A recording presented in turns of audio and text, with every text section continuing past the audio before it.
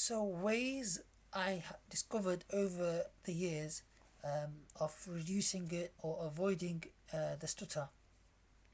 So I did a bit of speech therapy growing up. I think I was around 10 or 11, and I was in a speech therapy group that was for kids around 8 to 9. So I was the eldest in the group. I did that as a summer school thing.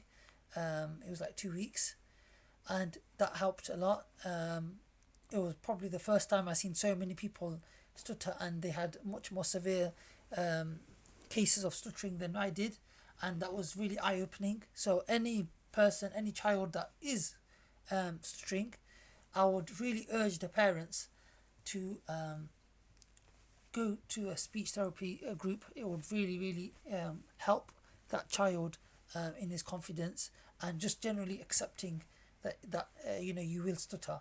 That is a big part in coping with it. But in general, ways to that I discovered that it helps me. Just because these tips and these ways help me, they don't necessarily mean that it will help everybody else that is stuttering.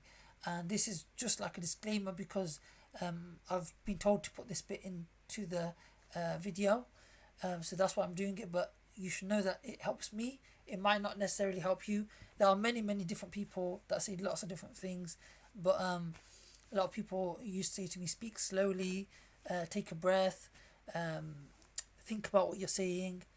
And that was more frustrating, because obviously you know what you're trying to say when you're stuttering.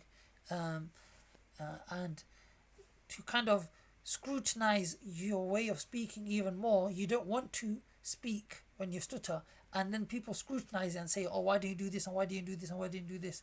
And that's really it kind of hurts you even more. So I think the best thing for somebody that's listening to somebody stuttering is just to let them say what they need to say, and just give them their time. Um, but something else that I heard and growing up, which really helped me, was that Musa alayhi salam, Moses, Prophet Musa alayhi salam, he also had a speech impediment, and they would use their thigh. They would tap on their thigh to get the words out, and so I sometimes use that to count my syllables as I'm speaking. So if I'm saying something, I would speak like this, and it would allow me to get my statement out. That usually helps. What else have I got here? Say it in a sing song. So yeah, so you're almost like speaking in like a rap form or a freestyle. I've never rapped, so I don't know really what I'm talking about in that sense. But in the way like you're speaking in a sort of flow and a rhythm, that does generally help.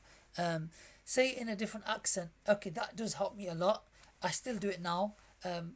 And this is something I will speak about later on as well. But there are certain aspects of the way I kind of coped with it that I've still carried on, even though I don't stutter as such. But I've kept it going just because it's part of my nature now, it's part of my personality. So, one thing I realized is one accent that I really enjoyed speaking in was the British accent or the American accent. Now, I'm probably really bad at doing both. And if this video is going out to a Bradfordian or an American person, and they heard my Bradford accent or my American accent, they probably laugh at me thinking, what is he doing? But it helped me. That's the point.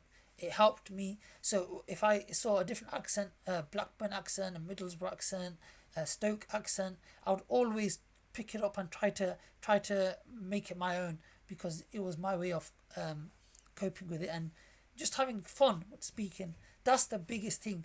A person that stutters has no fun speaking, and speaking is something we have to do. We in Arabic, humans are classified as haywan and natiq, the speaking rational, the mammal that speaks, an irrational animal, someone that speaks, natiq, nutq, the one that utters. So when everyone is speaking and you can't speak, it's not something that you enjoy. So the biggest way of curing it, I would say, is to be able to see the fun side of speaking, to have fun with it. And it's kind of becoming like an obsession. The art of expression and articulation and how to get words out is something that I'm really obsessed about. And when I'm talking about it, I'm always ranting about it, and people often get bored when I'm speaking to them about it. But it does help a lot when you have a lot of fun speaking. Pretending to teach somebody how to say the word. So yes, that definitely does help. And I only realized that once I start teaching full time, as a private tutor about 2-3 years ago, or maybe a little more. So when I'm teaching somebody, and I'm teaching, ironically, the one that stutters is teaching someone how to pronounce a word or pronounce a letter in Arabic, which is tajweed. So when you teach somebody, you have to slow it down and you have to really focus on where the sound comes from, the makharij, the sifat, the attributes of the sound, and the place where it comes out from, the origin. So this really does help. So if somebody is really stuck in their stuttering, just imagine you're teaching that person, the person in front of you, how to say the word, and it really does help.